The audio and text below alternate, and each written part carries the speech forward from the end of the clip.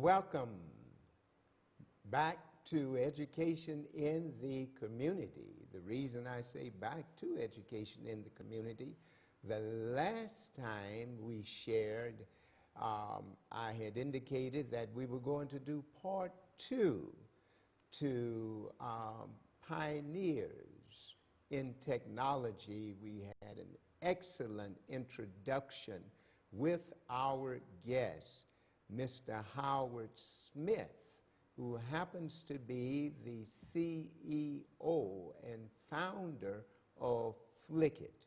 We are going to go back and just review briefly the last 5 minutes or so of our previous show in order to bring you up to date. I am so excited.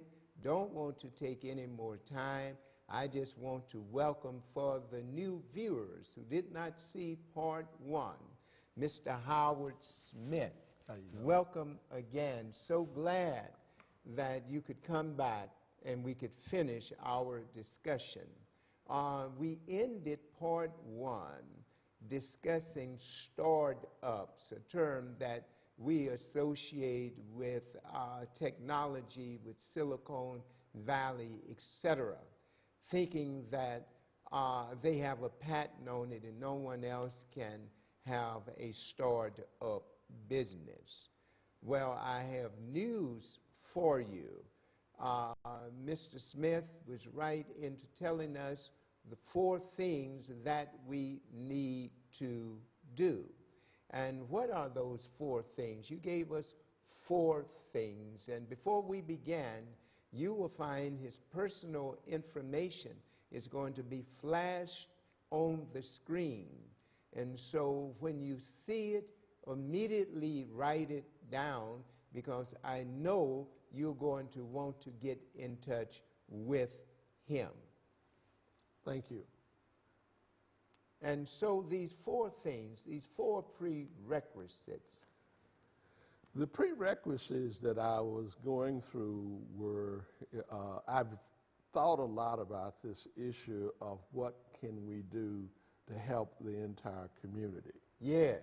Not just personal, but it helps the community as well. Yes. And one of the first things, the very first thing on the list with me is more of us have to think about startups and starting something. You can start a business. You see things that are lacking in your community. You see things that are lacking in the global community. Come on. And you can start them. Yes. And the first step is not running out and assuming you need plenty of money. Depending on what you're doing, there are some things that do. Yes. But for example, I started Flickit with just my 2 sons. Yeah. And there are other businesses I've started by getting friends involved. Yes. And if you have an idea and you want to take that to fruition, and you can convince your friends to do it, sometime you'll discover just with donating time, you can get it done. Yes. It always takes a little money. I don't want to deceive anybody, but that is a long ways toward getting there. The second thing is everybody in the community can't start businesses.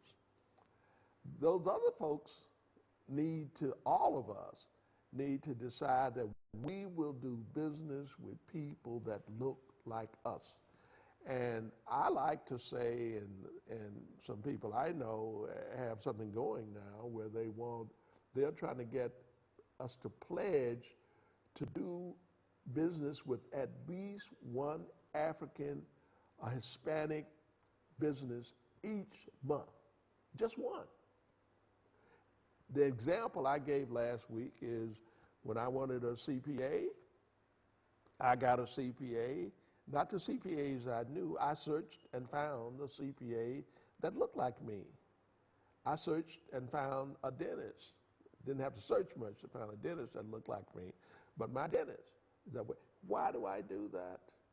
I want them to be good. They have to be excellent. Yes, sir. Absolutely. They have to be outstanding. They have Yes, to be as sir. good as anybody else. But I think there are folks that look like me just as good as anybody else I would get. Yes, sir. You pick the business. It can be any business. If you can't find a business that you can go to once a month, I'm certain the Reverend would be ready to help you. Most definitely. Yeah. Most definitely. The third thing, so first is starting the business. Second, the community giving you business, going and seeking businesses out. The third one is some of us have enough money to invest in businesses. And we invest in businesses a lot of ways now. Be willing to invest a little money in folks that are trying to start businesses. Yes, sir. I don't want to jump on athletes, but I see all the time that we have lots of athletes that are making tens of millions of dollars. Yes, sir. Go out of your way and put a little money into our businesses. I don't want you to contribute to me, to these businesses. I want you to invest in these businesses. I want you to pick them like you would pick any other investment. Talk to me. And then I said 4, but there was really 5. And the 5th one that's been so key for me is you have to organize. Organize. I was, I lived down in Silicon Valley. I was the co-founder and the first CEO of a group out of Allen Temple that was helping, working with kids that were promising but not yet delivering. And there are other ways you can organize or you can help other people organize. I was also instrumental in the organization. In fact, I was the first CEO, president of Black Employees Association at Hewlett Packard. And I'm not saying that to bring any kind of glory to me. It's that I found organizing helps at every level. And I'm a little bit concerned because I don't see enough young people organizing. I was so happy to see things that were going on this summer where people were organizing. Organizations have made a difference in my life. Standing alone, I didn't do it standing alone. I did it with the help of lots of folks. So organization is the key. We made a quantum leap economically, in education, in politics, in every area in the 60s and early 70s. I like round numbers, so I say, although it started before, but we began to see the outcome, the fruits, in 1965. And so from about 1965 to 1975, a decade, we made a quantum leap in where we had been in all of the previous decades or centuries in this country. Absolutely. And the reason for it was because of organization. Absolutely. And one of the forerunners of starting businesses was Marcus Garvey in the UNIA. Absolutely. And one of the things, if you read about Marcus Messiah Garvey, is that he emphasized organization. Absolutely. That one of the reasons we had yet to get off of the ground is that we were one of the only people who were not organized. Absolutely. And so obviously, those who were in the forefront of that movement, some way picked up on that. It was in the subconscious mind. And we began to organize. Absolutely. And because we organize, we enjoy some of the fruits and benefits of it today. But because we prematurely thought we had arrived, we stopped organizing and we stopped struggling. And you see, because freedom and progress, it's ongoing. Once you stop struggling, you lose everything that you had gained. And so I'm so happy to hear you say that we need to organize. Oh, yeah. Oh, yeah. I'm so proud of the fact that that I was fortunate to be at Hewlett Packard at the time that a group of black people were there. that organized, and the organization helped in some other ways. You see, nothing happened in that company that impact Howard that he didn't hear about in my organization network of folks.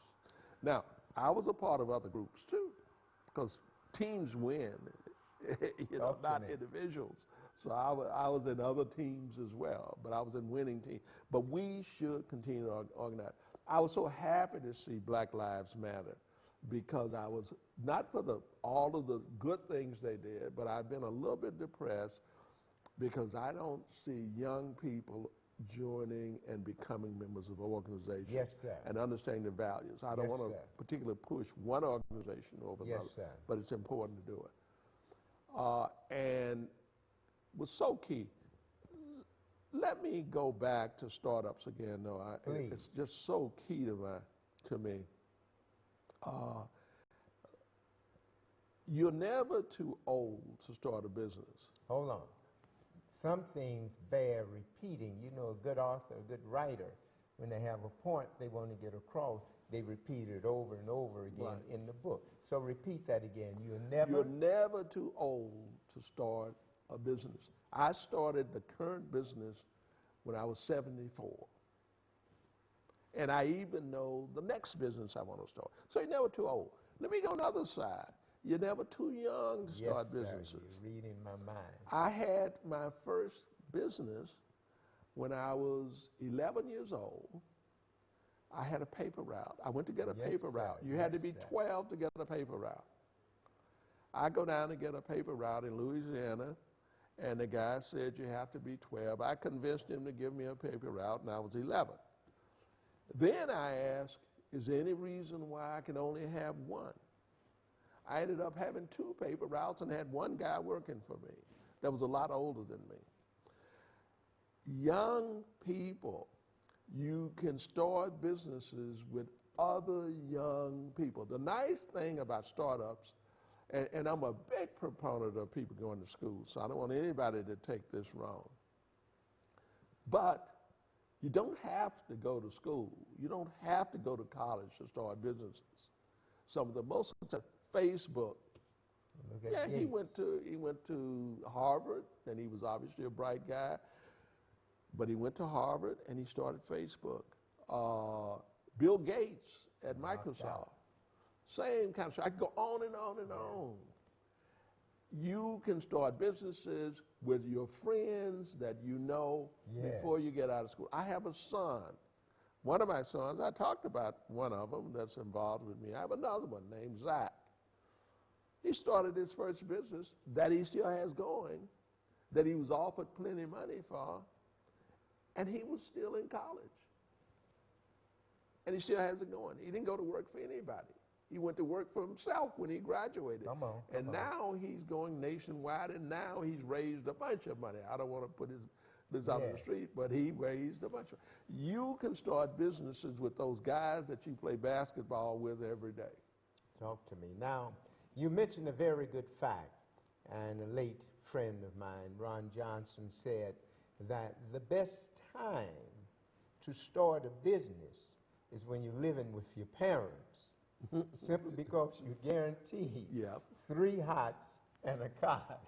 Absolutely. You're not risking everything, and you have the freedom to utilize your creative potential more when you are not worried about rent, mortgage, groceries, etc.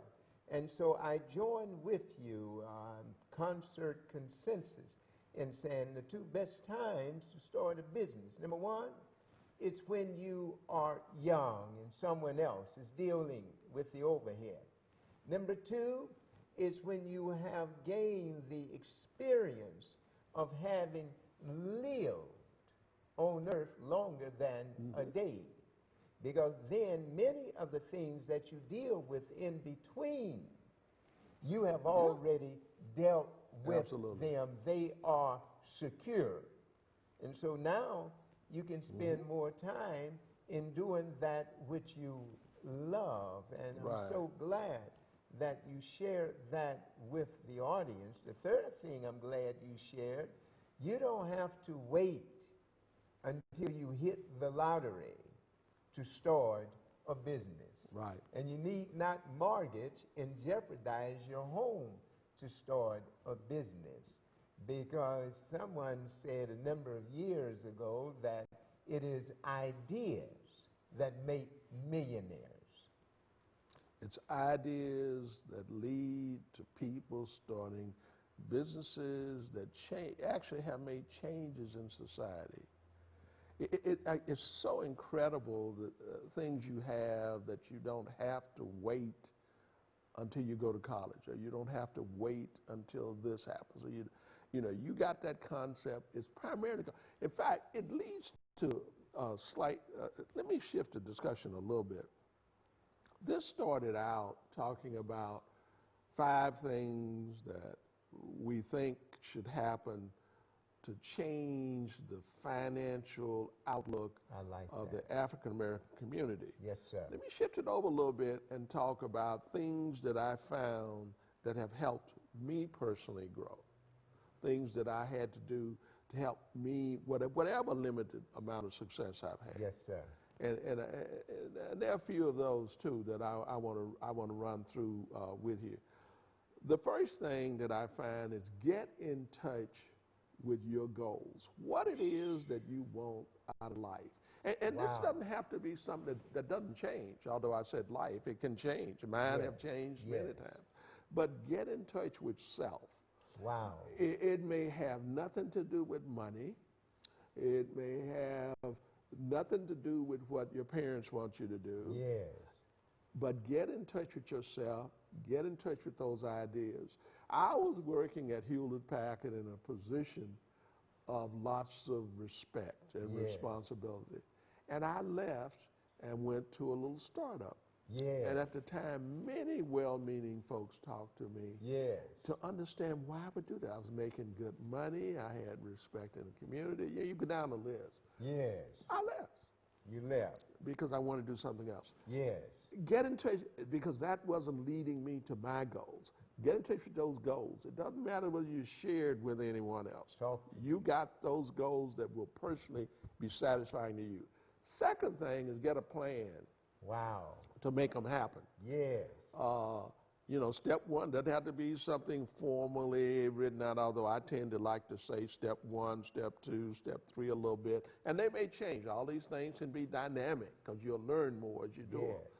But get a plan in mind that you're going to do A and B and C and D. Yes. And then execute that plan.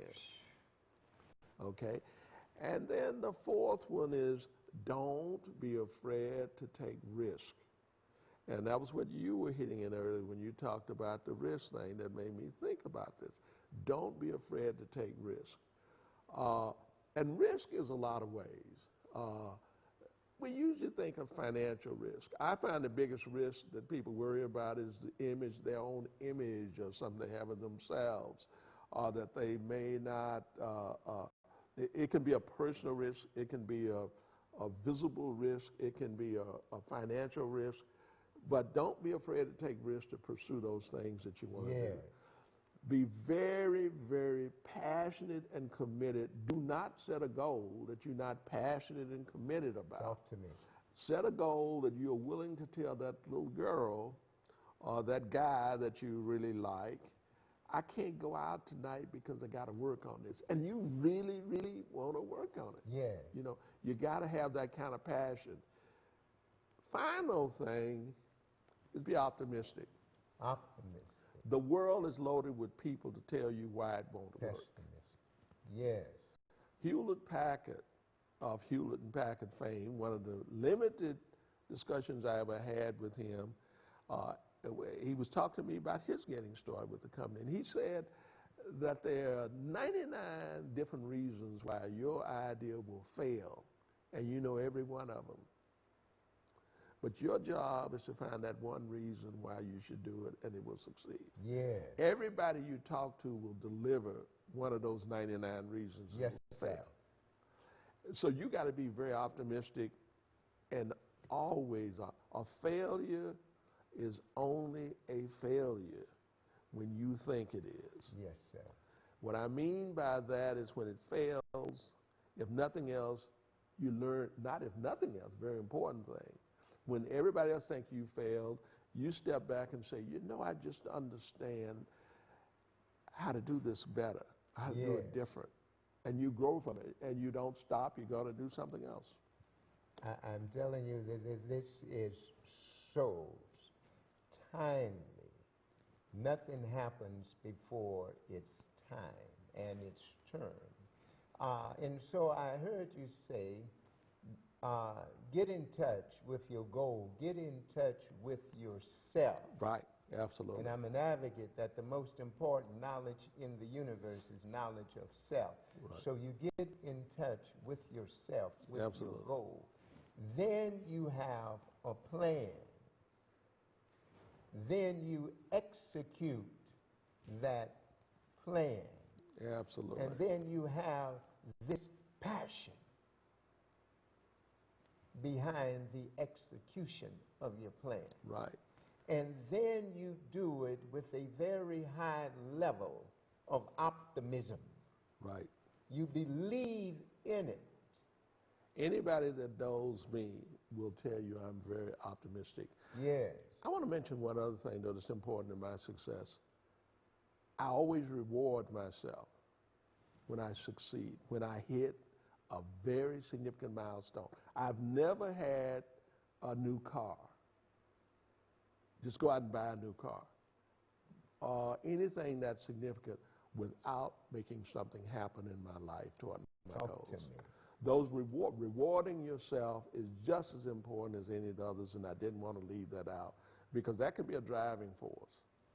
You see, I have a reward for myself that I don't share with anybody else when Flickit really succeeds at the level I think it will. Yes, yes. I just didn't want to, I wanted to make certain I dropped that one in this. And we should reward ourselves. Absolutely. We have to learn. I had a friend who had a phrase that you have to be your own guest of honor sometime. And so you can reward yourself. And I embrace that. Early on in life, it wasn't unusual for there to be more days in the month than I had dollars after I got paid. And so what I would do, I would tell the wife, let's set this aside. And we would put on our best. Then we would go to dinner. Yeah. And because we didn't work this hard for someone else to enjoy the benefit. And so we got in the habit of rewarding ourselves, and we learned how to pay ourselves first. That was through Absolutely. trial and error. Absolutely. And so now we pay ourselves first. And then it could be something small, but I agree with you, and I hope the audience are listening, that you reward yourself, even if it's just taking in a movie. You don't have to purchase a Maserati, but you can do something for yourself. For yourself. So you will know that you have value. You have value. And so I believe that we are approaching the hour. I want to remind the audience to make certain that you get the contact information about Mr. Howard Smith that appears on your screen. And then you can also get my contact information as well. And so in conclusion, is there anything that you would like to share with our viewing audience? Yes.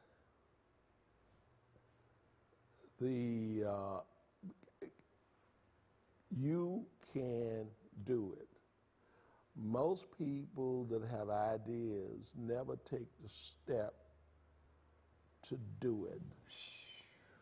And I want, and if there's any way I can help, you want advice, you want the benefit of my experience, send me an email and I will respond. But do it. Take a step, and that will be one of the best things you've done. I like that. Confucius says that the journey of 1,000 miles begins with the first step. Absolutely. Dr. King said you don't have to see the entire staircase to take the first step. Get out of procrastination. Yeah. I like that. This is Reverend McKnight. Again, wanting to thank you for tuning in for part 2.